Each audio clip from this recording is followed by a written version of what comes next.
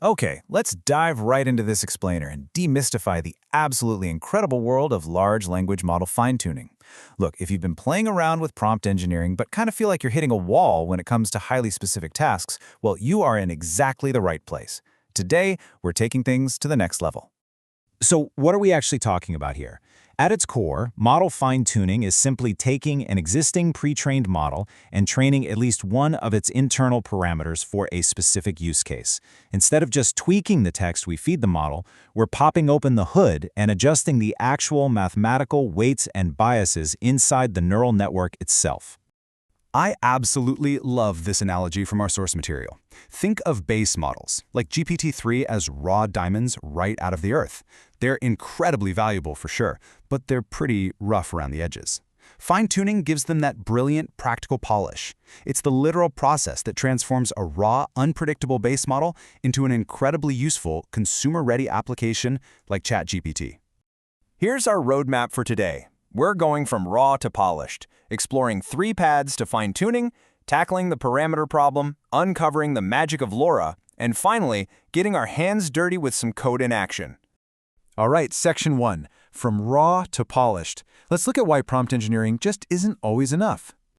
You might be wondering, why can't we just use really clever prompts on these massive base models? Well, this comparison hits the nail on the head. If you ask a raw base model how to fine-tune a model, it acts purely like a document completer. It just spits out unhelpful search questions, almost like it's auto-completing a Google search. But a fine-tuned model? It outputs a highly aligned, structured, 3-step answer. Base models just predict the next word, but fine-tuned models are trained to actually generate useful answers to your specific problems. And get this, size truly isn't everything. OpenAI proved that a highly specialized, smaller model, specifically their 1.3 billion parameter Instruct GPT model, actually generated completions that users preferred over a massive general-purpose base model that had 100 times as many parameters. No way, right? A highly specialized, smaller model can actually beat a massive general-purpose giant, which saves you incredible amounts of compute and money. Moving on to Section 2, 3 paths to fine-tuning. We have self-supervised, supervised, and reinforcement learning. The source breaks down a really powerful methodology here. For example, OpenAI used this exact 3-step sequence to generate their wildly successful Instruct GPT models. Step 1 is supervised fine-tuning, where you curate specific input and output data. Step 2 is training a reward model, where human labelers rank the model's responses to teach it what a good answer actually looks like.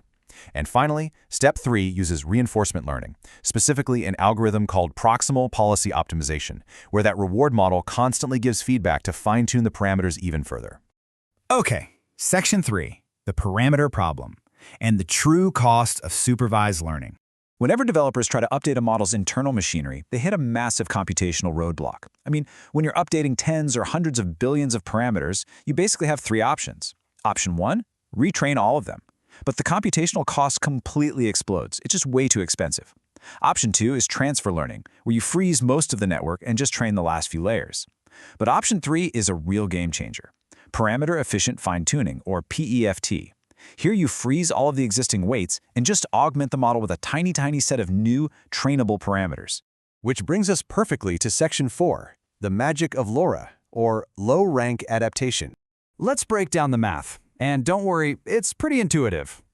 Instead of retraining a massive, full-weight matrix, let's call it W0, and say it's a 1,000 by 1,000 matrix, LoRa completely freezes it. It then adds 2 much smaller, low-rank matrices, matrix B and matrix A, that are multiplied together and then added back to the original. And here is the absolute kicker. If you multiply a 1,000 by 2 matrix with a 2 by 1,000 matrix, LoRa drops your trainable parameters from 1 million down to just 4,000. That is immense. It allows you to fine-tune a model with drastically fewer trainable parameters, making the whole shebang exponentially faster and cheaper. All right, Section 5, Code in Action. Let's look at fine-tuning Distilbert for sentiment analysis. Let's take all this mathematical theory and make it totally concrete using Hugging Face Data Python code. We start by importing a small, manageable base model called Distilbert Uncased from the Transformers library. What's brilliant about this specific model is that it only has 67 million parameters, so it's absolutely perfect for running and testing right on your own local machine. Next up, we pull in an IMDb truncated dataset. It's got examples of text reviews mapped to binary target labels, a 1 for positive sentiment and a 0 for negative. Notice that the code from our source uses just 1,000 examples, because while training a base model from scratch takes literally trillions of words, fine-tuning requires just a fraction of that. Now, neural networks only understand numbers, right? Not English text. So we have to meticulously pass our data through these 4 pre-processing steps. We tokenize the text to translate words to numbers, truncate sequences to standardize their length, add pad tokens to fill in any gaps, and finally, use a data collator for dynamic batch padding, which is a fantastic little trick to save processing time. So before applying any fine-tuning, how does the out-of-the-box base model actually do? Honestly, it performs like a coin flip. It guesses completely wrong on super obvious positive sentiments, like it was good, resulting in an overall accuracy of just 2 out of 5. It's totally guessing at this point. Here's where we fix that. We apply our LoRa configuration specifically to the query layers of the model. By setting it up this way, we are miraculously fine-tuning less than 2% of the model's total parameters across our 10 training epochs. Think about that for a second. We're changing less than 2% of the parameters, which gives us those massive computational cost savings we talked about. And the payoff is huge. After training, even with a tiny dataset and a tiny fraction of the parameters altered, the LoRa model drastically improved its accuracy. It went from a random chance baseline of 2 out of 5 to successfully identifying the positive reviews and scoring 4 out of 5. It transformed from a generic predictor into a highly targeted sentiment detection engine. We have covered a lot of ground today, from the high-level concepts of why base models even need fine-tuning, all the way down to seeing LoRa dramatically reduce parameter accounts in actual Python code. Now that you know how accessible and cost-effective fine-tuning truly is, the only question left is, what raw diamond are you going to polish next? Thanks for joining me on this explainer, and happy building!